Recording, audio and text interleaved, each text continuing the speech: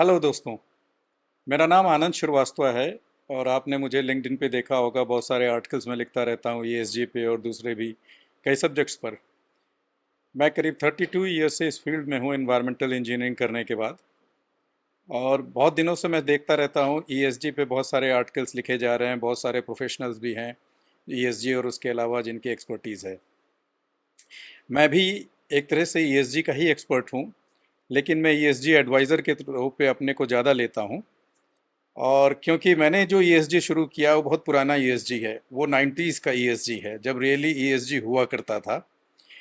और आज मैं देखता हूँ, कल ही मेरी किसी यंगस्टर से बात हो रही थी, उसने पूछा कि जिसको देखिए वही अपने को ईएसजी एक्सपर्ट्स लिखता है और सभी लोग ईएसजी रिपोर्टिंग के लिए कुछ ना कुछ करते रहते हैं, तो ये क्या चीज़ है।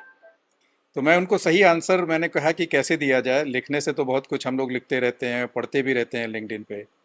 अचानक मुझे 2 दिन पहले श्री प्रसाद मोदक जी का एक आर्टिकल याद आ गया, जो कि बड़ा ही अच्छा उन्होंने लिखा था। और अच्छा इसलिए कि वो मेरे से रिलेट कर रहा था। और एक दूसरा एक मेरा अनुभव था जब मैं एक बहुत बड़ी इंडस्ट्री या कॉरपोरेट बॉडी में बीआरएसआर और ईएसजी पे ट्रेनिंग कर रहा था। तो वहाँ पे एक घटना हुई।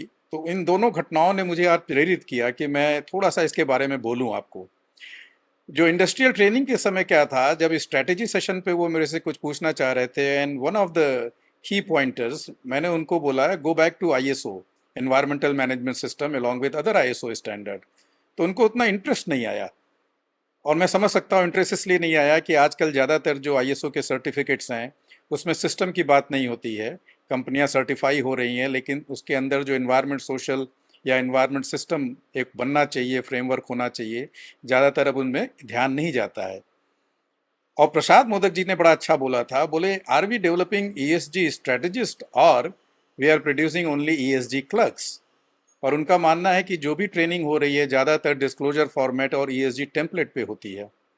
और मैं उनसे पूरा एग्री करता हूँ कि हमें इससे ज़्यादा सोचना चाहिए। जब मैं बहुत सारे अपने यंग कलीग से बात करता हूँ, तो और उनसे पूछता भी हूँ भाई क्या चल रहा है ईएसजी में, तो ज़्यादातर लोग ये कह रहे हैं कि सर हर जगह ईएसजी के डेटा की बात हो रही है। ईएसजी का डेटा चाहिए, डेटा जनरेट होना चाहिए। डेटा गैदर करना कैसे है ये अभी कोई नहीं सोचता है, बस किसी तरह डेटा मिल जाए। और ज़्यादातर ऑर्गेनाइजेशंस में एक मेरे फ्रेंड हैं, वो एक इंडस्ट्रियल यूनिट के हेड भी हैं।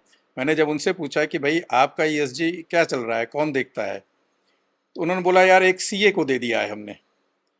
फिर मैंने औरों से पता किया तो हर जगह ज़्यादातर यही है कि किसी ने सीए को दे दिया, किसी ने किसी एचआर के गाय को दे दिया, किसी ने ऑपरेशन को दे दिया।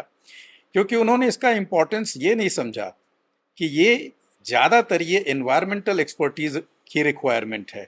ऑफ कोर्स इसमें सोशल भी चाहिए, गवर्नेंस भी, बट सबसे ज़्यादा अगर एनवायरनमेंट का प्रोफेशन इसको लीड नहीं करेगा तो ये एक थोड़ा मुश्किल हो जाती है बात। और इसीलिए हर जगह वो डेटा कलेक्शन में सारा सिस्टम खो गया है ईएसजी रिपोर्टिंग का। डेटा कहाँ से लिया जाए, डेटा कैसे लिया जाए, जो ईएसजी का जो एडमिनिस्ट्रेटर है वो भी परेशान रहता है और उसमें वैल्यू एडिशन की बात नहीं हो पाती है।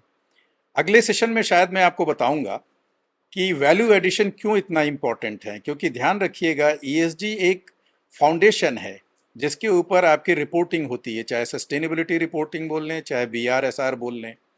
और वो जो बीआरएसआर है ये एनुअल रिपोर्ट के साथ हर साल जाएगा। इसका मतलब आपके इन्वेस्टर, स्टेक होल्डर्स और भी लोग जो पब्लिक डोमेन में है जानना चाहते हैं वो जानेंगे। और अगर एक बार उन्होंने जानना शुरू कर दिया तो इस पे ये इम्प्रूवमेंट भी मांगेंगे आपसे हर साल। तो शुरू में भले ही 1-2 साल आप डेटा दिखा के अपना काम चला लेंगे, बट हर बार ये नहीं हो सकता। अगले एपिसोड में परहैप्स मैं आपको बताऊंगा इसके बारे में, और कि बीआरएसआर रिपोर्ट में क्या रियली करना चाहिए, ईएसजी रिपोर्टिंग में क्यों हमारा एक एटीट्यूड चेंज होना चाहिए। थैंक यू आज के लिए।